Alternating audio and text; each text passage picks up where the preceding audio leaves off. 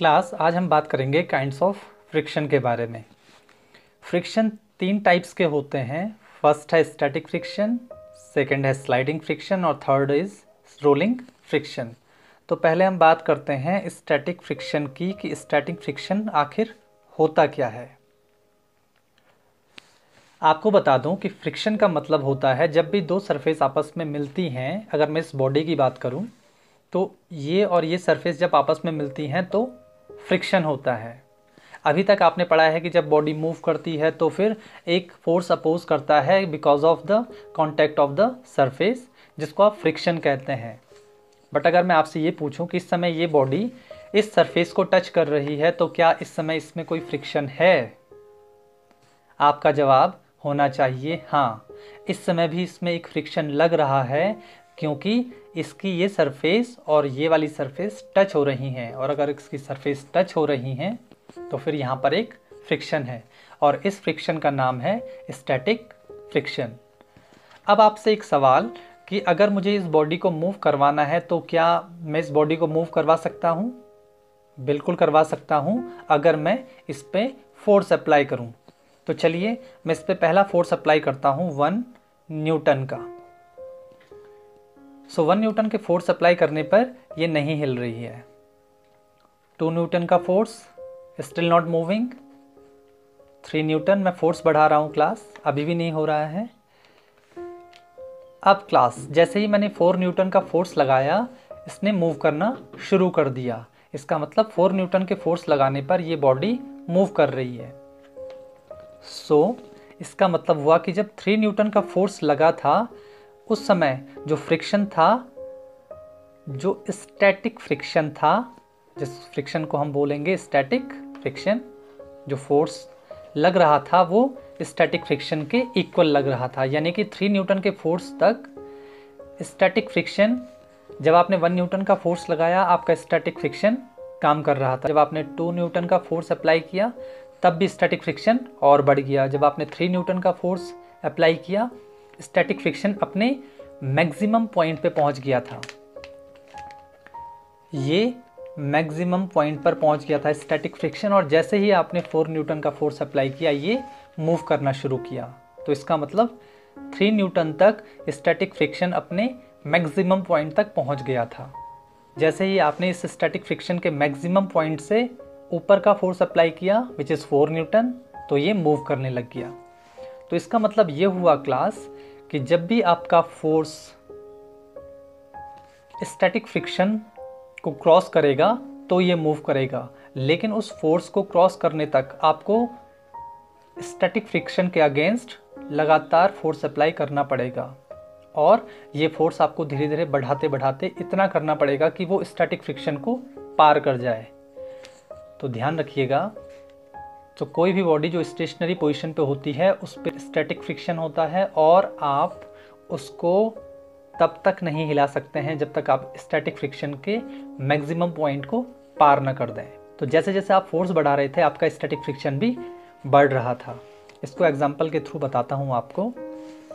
Suppose आपने यहाँ पे मैं 1 2 3 एंड 4 1 2 3 एंड 4 क्लास, जब आपने फोर्स एंड स्टैटिक फ्रिक्शन, जब आपने फोर्स 1 लगाया तो इसका स्टैटिक फ्रिक्शन भी बढ़ गया।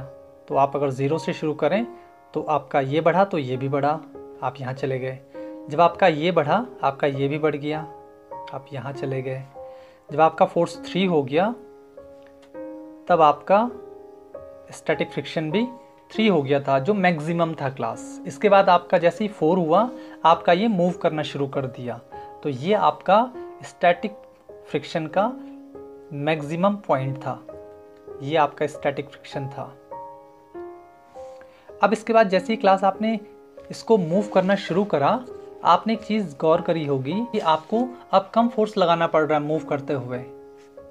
और क्लास आपको एक बात और पता है कि जैसे ही बॉडी मूव करनी शुरू करती है, इस समय मूव करती हुई बॉडी पे कौन सा फ्रिक्शन है? Sliding friction.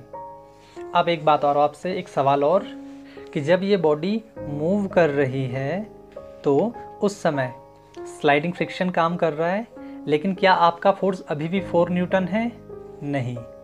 अब आप बहुत कम फोर्स में भी इसको मूव करवा सकते हैं। इसका मतलब ये हुआ क्लास कि स्टैटिक फ्रिक्शन को पार करने के लिए आपको ज़्यादा फोर्स की ज़रूरत थी, जबकि एक बार बॉडी अगर मूव होनी शुरू हो गई उसके बाद आपको बहुत कम फोर्स की ज़रूरत पड़ती है और आपकी बॉडी मूव होनी शुरू होती है।